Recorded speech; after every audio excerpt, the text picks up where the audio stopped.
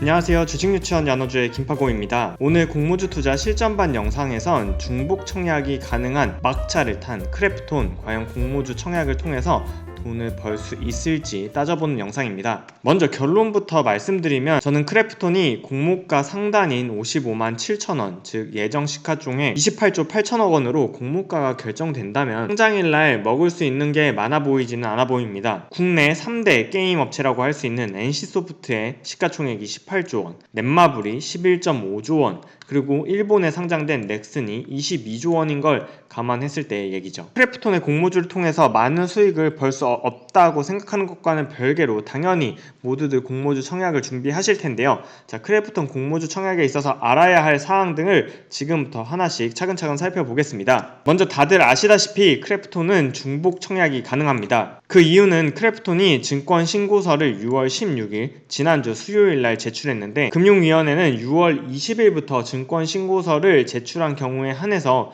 중복 청약이 불가능하게 만들었기 때문에 크래프톤의 경우에는 복수 증권사에서 중복 청약이 가능합니다. 그렇다면 크래프톤의 공모주를 위해서는 어느 증권사의 계좌를 준비해둬야 할까요? 크래프톤의 주관사는 미래에셋증권, NH투자증권, 그리고 삼성증권입니다. 외국계 증권의 경우에는 일반 투자자가 계좌를 개설해서 청약할 수 없기 때문에 제외를 해야 하고요. 청약 기일은 7월 14일과 15일 수요일 목요일인데요. 만약에 미래에셋, NH투자증권, 삼성증권 계좌가 없으신 분들은 당연히 미리 만들어 두셔야겠지만 여기서 주의사항으로 NH투자증권과 삼성증권의 경우에는 청약 전일까지, 즉 7월 13일까지 꼭 계좌를 개설해 둬야 크래프톤에 청약할 수 있다는 점 유의하시기 바랍니다. 청약을 하기 위해서는 희망 공모가가 얼마인지 살펴봐야 하는데요. 크래프톤이 증권 신고서를 통해 제출한 희망 공모가는 45만 8천원에서 55만 7천원인데요. 시가총액으로 환산할 경우에는 23조 7천억에서 28조 8천억에 해당하는 가치입니다. 현재 크래프톤의 장외 시가총액은 약 25.5조 원인데요. 6월 16일자 메리츠증권 김동희 애널리스트의 게임산업 리포트를 살펴보면 크래프톤의 장외 시가총액은 2020년 3월까지 약 3조 원에서 4조 원 수준으로 오랫동안 머물러 있었는데 이후에 급격하게 상승해서 현재는 25.5조 원을 기록하고 있고 2021년 올해에만 약 50% 상승한 상황입니다. 따라서 크래프톤이 공모가 상단에서 공모가를 확정한다면 시총이 29조 원에 육박하는데 만약 상장일날 따상을 가려면 시가총액이 70조 원이 넘는다는 단순 계산이 나옵니다. 이게 가능할지 살펴보려면 국내 3대 게임 업체들은 얼마에 거래되고 있는지를 살펴봐야 하는데요. 국내 게임 3대장이라고 할 수 있는 NC소프트, 넥슨, 넷마블의 시가총액은 먼저 NC소프트가 18조 원, 넷마블이 11조 5천억, 그리고 일본에 상장되어 있는 넥슨이 약 22조 원에 거래되고 있습니다. 크래프톤 공모가 산정 당시 비교 기업의 PER을 계산할 때는 2021년 1분기 지배주주 순이익을 단순 연 환산한 다음에 시가총액을 나눴는데요. 이때 표를 살펴보시면 넥슨이 12배, NC소프트가 57배, 넷마블이 51배였던 것을 확인할 수 있습니다. 또한 2020년의 요약 재무 현황을 넥슨, NC소프트 그리고 넷마블에 집중해서 살펴보면 먼저 NC소프트의 경우에는 매출액 2.4조 원에 영업이익 8천억 원을 기록했었고 넷마블의 경우에는 매출액 2.5조 원에 영업이익은 2,700억을 기록했고 넥슨의 경우에는 매출액 3조 원에 영업이익 1조 1천억을 기록했습니다. 이를 크래프톤의 매출액과 영업이익에 비교해보면 크래프톤은 2020년 매출액 1조 6천억 원에 영업이익 7,700억을 기록했는데요.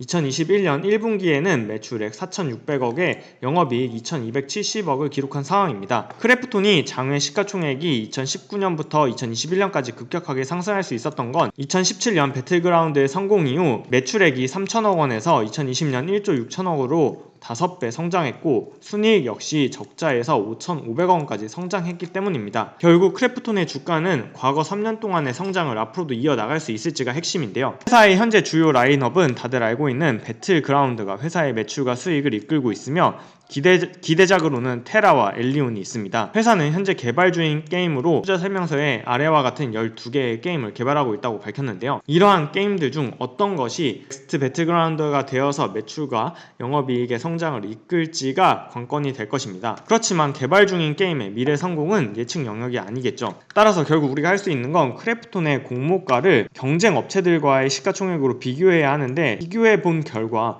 크래프톤이 공모가 상단 혹은 하단으로 결정되어도 상장일날 추가적으로 크게 상승하기는 어려워 보인다는 것이 저의 결론이었습니다. 자, 영상 마무리하기 전에 오늘 영상 촬영하는 6월 21일 기준으로 6월 넷째 주에는 어떤 공모주 청약 그리고 상장할 일정이 있는지 살펴볼 텐데요. 아쉽게도 6월 21일부터 25일 주에는 청약할 수 있는 종목이 아무것도 없습니다. 즉 공모주와 실권주 모두 사주차에는 청약할 수 있는 종목이 없고 6월 마지막 주차인 29일에서 30일에는 NH투자증권에서 주관하는 에브리봇이 공모주 청약을 진행받고 7월 1일에서 2일에는 공모주 청약 일정이 6월에서 연기된 오비고가 청약 일정을 진행합니다. 상장 일정으로는 이번 주 금요일날 신한금융투자에서 주관했던 아모센스가 증시에 입성하니 만약 청약을 하신 분들이라면 금요일날 아모센스 상장하는 것 잊지 마세요. 오늘의 공모주 투자 실전반 영상은 여기까지입니다. 오늘도 시청해주신 여러분께 감사드리며 저는 다음 영상에서 다시 찾아뵐게요.